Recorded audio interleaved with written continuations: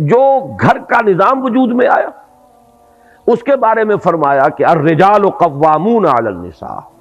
اور اس کا ترجمہ صحیح ترین یہ ہوگا کہ مرد عورتوں پر حاکم ہے، اس لیے کہ قامہ کے بعد جب علا کا صیغہ آ جاتا اس پر کھڑے ہیں، قائم ہے، قوام ہے، وہ تو مبالغے کا صیغہ ہے، قائم سے کھڑا ہونے والا، قوام بہت قوت کے ساتھ کھڑا ہونے والا، اور پھر علا کا جب آ جائے گا صلہ تو قوامون علی النساء،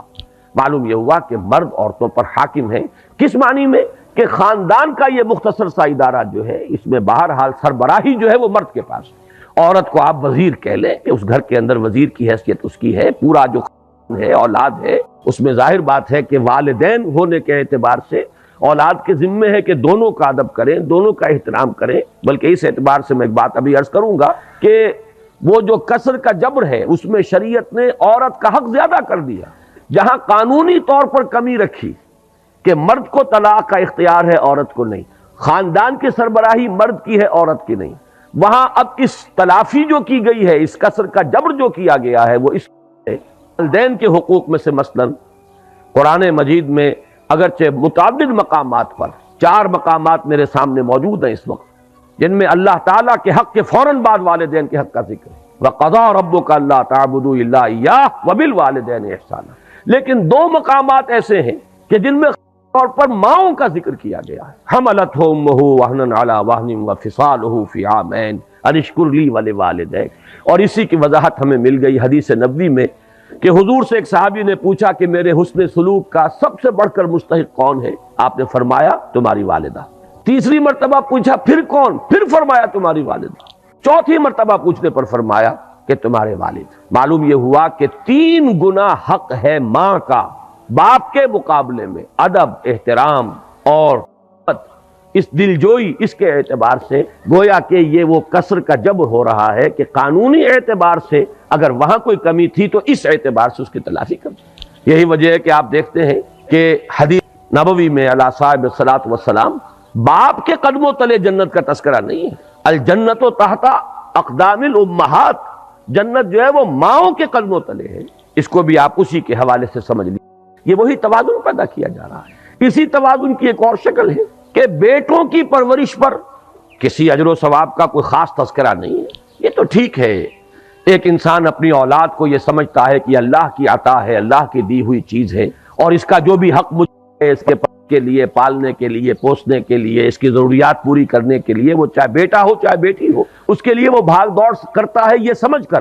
کہ یہ اللہ کی طرف سے مجھ پر ذمہ داری عائد کی گئی ہے، تو خواہ وہ بیٹا ہو خواہ بیٹی ہو، دونوں کے اعتبار سے اجر ملے گا انسان۔ ویسے یہ کہ طبعی محبت کے تحت تو جانور بھی اپنے اولاد کی پرورش کرتے ہیں اور خبرگیری کچھ کرتے ہیں، انسان میں وہ اللہ تعالیٰ نے بہت ہی زیادہ مادہ رکھ دیا ہے، لیکن یہ ہے کہ اس میں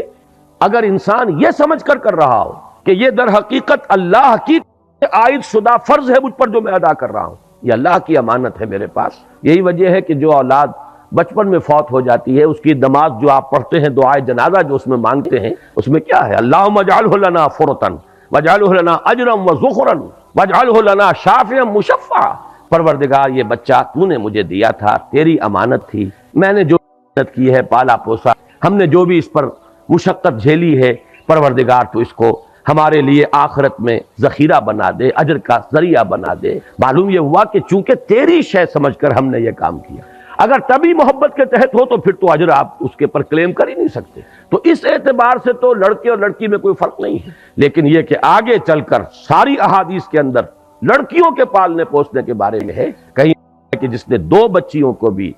بڑی یعنی دلی محبت پالا پوسا، پروان چڑھایا، تادیب اور تعلیم دی، اور وہ ان کو وہ جوان ہوئیں، دونوں اس کے لیے اوٹ بن جائیں گی قیامت کے دن کہ جہنم میں نہیں جانے دیں گی، سترم من النار، اوٹ اور پردہ بن جائیں گی جہنم سے۔ اور بعض روایات میں تو ایک بچی کے بارے میں بھی یہ موجود ہے۔ تو معلوم یہ ہوا کہ ایک ہے قانونی نظام، ایک ہے یہ اخلاقی نظام۔ قانونی نظام میں وہ کیوں فرق رکھا گیا وہ بھی بڑی ہی سیدھی سی بات ہے، منطقی سی بات ہے، اگر آدمی ضد پر ڈھٹائی پر نہ اتر آئے تو عقل سلیم اسے قبول کرے گی، اور وہ یہ ہے کہ کسی بھی ادارے کے 2 سربراہ بالکل مساوی اختیارات والے نہیں ہو سکتے، اگر ہوں گے وہ ادارہ جو ہے اس میں فساد پیدا ہو جائے گا، بد انتظامی ہوگی، ہنگامہ ہوگا، نظم قائم رہ ہی نہیں سکتا۔ کہ 2 سربراہ ہو گئے. تو اسی لیے آپ مینیجنگ ڈائریکٹر کسی لمیٹڈ کمپنی میں ایک ہی پائیں گے، ڈائریکٹر 50 بنا لیجئے آپ. اسی طریقے سے محکمے ہیں تو ان میں ڈائریکٹر اوپر ایک ہوگا، deputy director, assistant director, joint director, جتنے چاہے بنا لیں. لیکن یہ پر جا کر اگر ایک سربراہ ہے، ایک کی مرضی، ایک کی ثوابدید، ایک کی جو بھی ترجیحات ہیں، اگر وہ بروئے کار نہیں آتی تو نتیجہ یہ نکلے گا کہ فساد رونما ہو جائے گا، نظم قائم نہیں رہ سکتا.